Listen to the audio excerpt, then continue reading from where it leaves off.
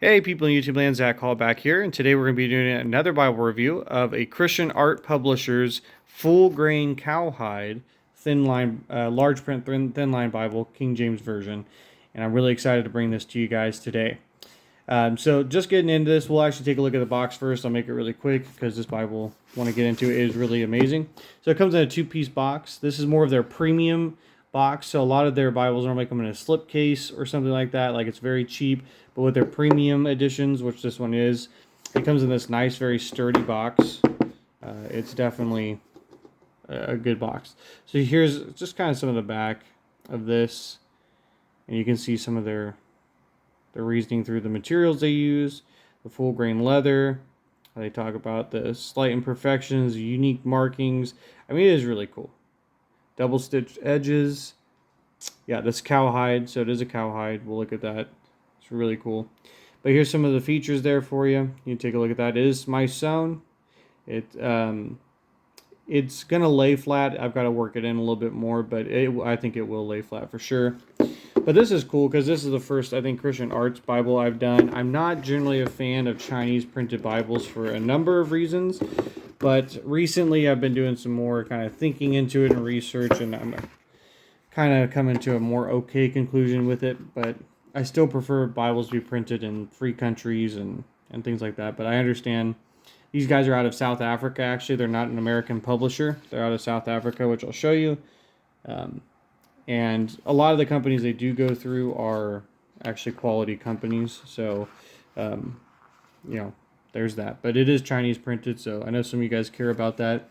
So I do want to let you know that it is. But one thing actually I love this little slip out here. So when the Bible's in there, it's laying in there, and then this guy just pops out, and the Bible just comes out. I really like that actually as a premium box option.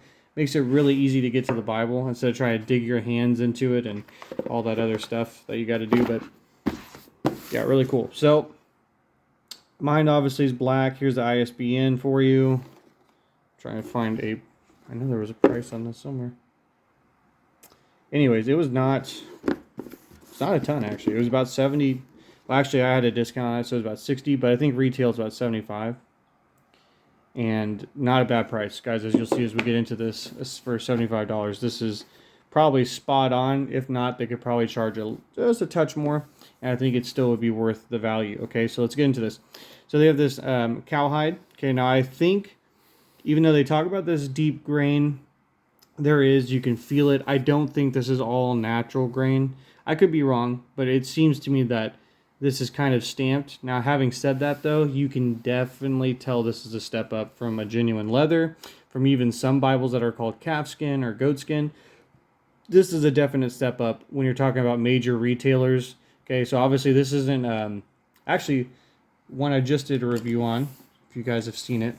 The feel, now it's not quite as thick, but the feel of it is like this rebind that I got with this calfskin.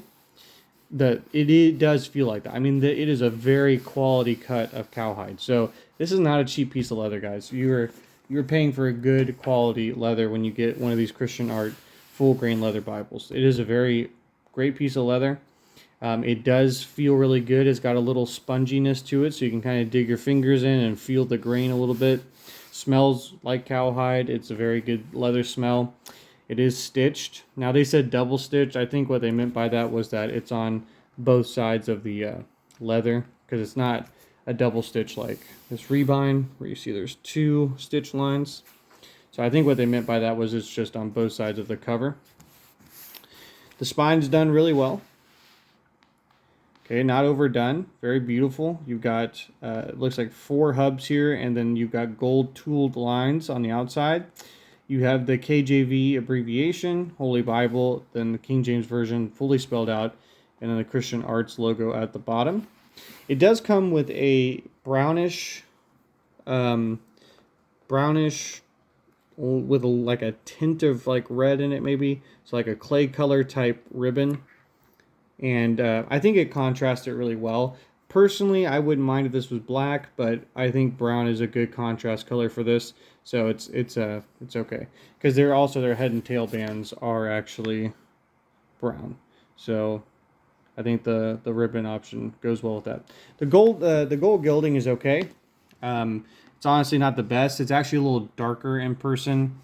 If anything, I would say it's average, but it is nice. Now the copy I got, because it was in a public bookstore, it did have some dings on the top of it already, but I don't really care. This is going to be, I'm going to use this as a beater Bible, like something that's just rugged. I can throw in my bag and go with me. Like I'm going to probably go on a cruise and probably take this one just because it's slim. It can fit in a bookcase and I can just take it on the go. So here's the back of it. Again, there you can see the natural grain. That grain that's kind of running across the cover is more of the natural. I think the pebbly that you're seeing is more of the stamped. But you can definitely see this has some natural grain patterns to it. And again, it feels good. Now, my biggest complaint about this Bible, for being $75, okay, is the interior liner. So you've got a beautiful piece of cowhide, and really it is. I mean, I would put this up there with most Bibles as far as leather quality. Whatever they're using, this is a great quality cowhide wherever they're getting it from. But then they use this construction paper in sheets. Now, they do reinforce it with a little bit of tape, and I don't know if, yeah, you can kind of tell here on camera. So I don't think it's just going to get obliterated really quickly. You can see they tab it into this page as well. So you're going to have, it's going to last longer than most paste offs, but still, I would love to see like a vinyl liner in here, something that's a little bit stronger material instead of, more of this construction paper. Now, having said that, everything is glued in very well. It is done very tight. Everything, there's no, like, you can't get your fingers underneath this. At least on my copy. I don't know how other copies are. Okay, so I've seen some publishers where it's like even straight out of the box, you can just flip your thumb under that and like start peeling the thing off. So they do a great job as far as that goes. You do get a basic presentation page. This is on a cardstock piece of paper as well. And I like that. It's very clean, not fancy, just kind of straight to the point. You get your title page here. Here's the ISBN different numbers. I don't know what all these stand for. Obviously, these come in faux leather, fake leather, different type of styles. I know that there's a couple different full grain leather options. So this one's black. There's one that's more of a portfolio look that mixes a brown cowhide with a brown cowhide. A black cowhide with a brown cowhide, excuse me, and it's got like corner pieces cut out like a portfolio book. And that looks really cool. Actually, that one, I almost got that one instead, but I kind of just drifted back to the black. Here's the publisher information. So again, you can see RSA is Republic of South Africa. So that's where they're actually based out of, and this is printed in China. Then you get a books of the Old and New Testament, and then these are in alphabetical order on the next page. Old Testament title page, and we get a text. So this is a 10-point text on a Thinline Bible. Okay. Very easy to read. The font is actually great. Now, I find with Christian art, their paper is a hit or miss. The paper in this Thinline is actually pretty good for them. You can definitely see there's some ghosting here. I don't, again, it does show up as normal, more on camera than it does in person. So just keep that in mind. But I do find this is actually some of their best paper that I've seen in one of their editions, which makes sense because it's more of their premium line. If you get this in probably their basic, like faux leather cover, you're going to see more bleed through. And then on different editions, also, typically it's like their giant print or their like personal size giant print. That paper, for some reason, is like really bad. I don't know what it is. I don't know why they use different paper or if it's just a run of paper that they go through. But this one in the Thinline is actually good. It's actually a thicker paper. It feels really good. It's easy to churn. It's easy to grab a hold of. So I do like this. I think it's just fine. You do get paragraph headers here. So instead of the Pilcrow markers, you're actually going to get these different paragraph headers. Let me see here. You do have a line across the top of the book. Verse numbers are bolded, which I actually love. If you're preaching out of this Bible, it is so easy to find your verse. Or if you're doing cross-references, so easy to find the verses in this Bible. Okay, so you can see at the top, your books of the Bible are in the middle or centered on the page. Your page numbers are on the outside there. Okay, there's nothing on the bottom. You have a little bit of a margin, about a 1/4 inch all the way around. In the gutters, it's about a 1/2 inch to bring the text block out. So if you use a pigment micron, you could definitely fit notes on this margin a little bit. But the spacing in this Bible is great, so I think you can add also a lot of cross references. Like I like to do this at the end of verse. So you see some of those Bibles that are end of verse reference. That's how I kind of write my references in this Bible. I'll just write at the end of the verse since there's a lot of space. And the spacing on this Bible is actually done really, really well. This is indexed. The indexing is done pretty good. I don't really have any complaints there. All the tabs are in the right places. They're cut properly. The paper is cut properly. So that's kind of my biggest thing. A lot of these Chinese printings, you might find a page that like the paper was folded and then it wasn't cut. And then you can unfold it and it sticks like way out here and it's annoying. I've had that happen before. Nothing like that happens on this one, on the premium at least. So you can see here we're in Joshua and it's laying pretty flat. It might have been in Genesis, honestly. I wasn't really paying attention there. So yeah, there's Genesis 19. You can see it's kind of coming up a little bit, but yeah, see, it definitely stays open for you. So I think with some more working in, this definitely will lay a lot flatter. The books do not begin on a new page in this. And let me see if I can get to a spot where I can show you that. Some of them do. It just depends how much space is left in the book. So here where there's not much space, the title obviously would take up almost all of that. So they begin it on another page. But for example, I know like Job starts on the same page where Esther ended. So there's Esther, end of Esther, beginning of Job. So it just depends how much space you have left on the page before it. But a lot of the books are on the same page. Here's a look at the Psalms. Verse by verse format. And here you're not going to have as much paragraph headers as you are going to have psalm headings. So each psalm has a new generic heading. Now Psalm 119 might have multiple. Let's check that out.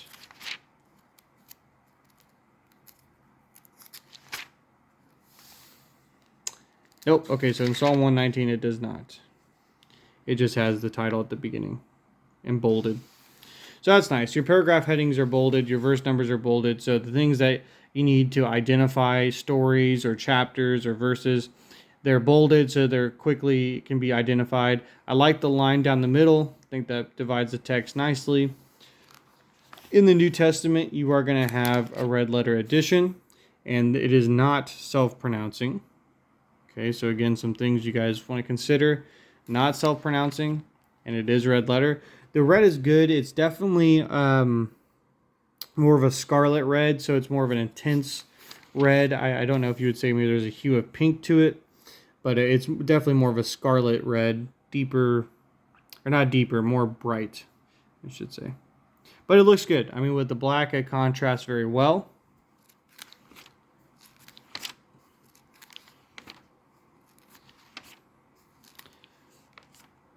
See, the New Testament's laying pretty flat still. The Bible is not even an inch thick, so it's under an inch thick. So it is truly a thin line.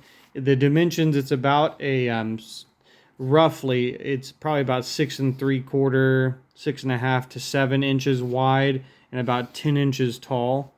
Maybe just under 10, probably 9 3/4, something like that. So it's a very easy to carry size. It's very manageable, especially since it's thin. So I've had no problems with it. It's definitely taller than it is wide. So it's more of a rectangular shape. Here's where I took some notes with the pigment micron. I think I want to say this was the plastic nib, which is a little bit thicker than an 01, if you're familiar with pigment microns. So you can see here that you can see it, but it doesn't bleed through onto the other page. And wow, actually in person, I mean, yeah, I can, it's a lot less. So you can see that there. And that's probably because of the red letter too. It's showing up a little bit more. I know in Acts I took some notes or cross references, so let's check that out and see how it turned out. Okay, so here, Acts 9:36, so we'll go ahead and flip this over. And yeah, you can see it a little bit here, but with the black, it definitely hides it a little bit better. And for the most part, it is line matched as well. So you can actually see that as we're looking through this. the lines do tend to match up. So you can see up here. So in here a little bit it gets off. So it's not perfect, but in general it is line matched. Okay, as you're seeing here. But again, there are some pages that are definitely off. And sometimes you can see through probably multiple pages, but that's probably what it is. But I've used this for devotions and take it to church, and I've never had a problem reading it in any lighting. It's been really good, so I have no complaints with that. But getting to the back here, we'll show you some of the features you get in the back. Just some kind of short stuff, really. So you have this verse finder, which is really like a topical type of tool. So if you're looking like on a verse for a specific topic, so if you're thinking like, oh man, how do I discern God's will? Well, there's some verses on discernment. Now you can see that these references are definitely very light. For example, on discernment, you have 2. I mean, you could probably have 20 or 30 easily. Assurance, you have 4. I mean, you definitely could have more there. So you can see like this is not a in-depth, it's not gonna be like the Thompson chain. Okay, you're not gonna probably do subject studies on this, but these probably get you at least started. It'd be fun to look through some of these topics and maybe read these. Now, one thing I do love about Christian Art Bibles is that they all include a 1-year reading plan. And I'm a big fan of reading plans. Now, the thing with this reading plan is you do start in Genesis and you work your way all the way through. So if you're someone who loves to get a little bit of New Testament in with your Old Testament, I would say probably the best option here is to go ahead and find where Matthew begins, which looks like on September 8th. And I would go ahead and double up your readings. And so, read your Genesis reading or read your Old Testament reading and then come over here and read your New Testament reading. And then you read your Bible through in 6 months. So, I think it's about 6 or 7 chapters a day if you read both readings. If not, you can just read straight through. But I know for me personally, like there does come a point in time where like I've got to read some of the New Testament. And so I probably, when I use this reading plan, I'll probably go ahead and do that. I will probably mark this off and do the Old Testament as well, which would be cool. I really actually probably need to read the Bible through in 6 months. So after the reading plan, you're going to get some maps. There's like half a page here, maybe for notes or something, but that's again not what it's intended for. But there is a gap there. These maps look pretty similar to Holman maps. I don't know if they're their own maps. I haven't seen any copyrights on it, so I don't know if this is Christian Arts maps or not. They're easy to read. They're easy to use. They're on a glossy cardstock paper. And you can kind of see, well, maybe on this other page, that this is Smythe sewn. So there you can see the stitching.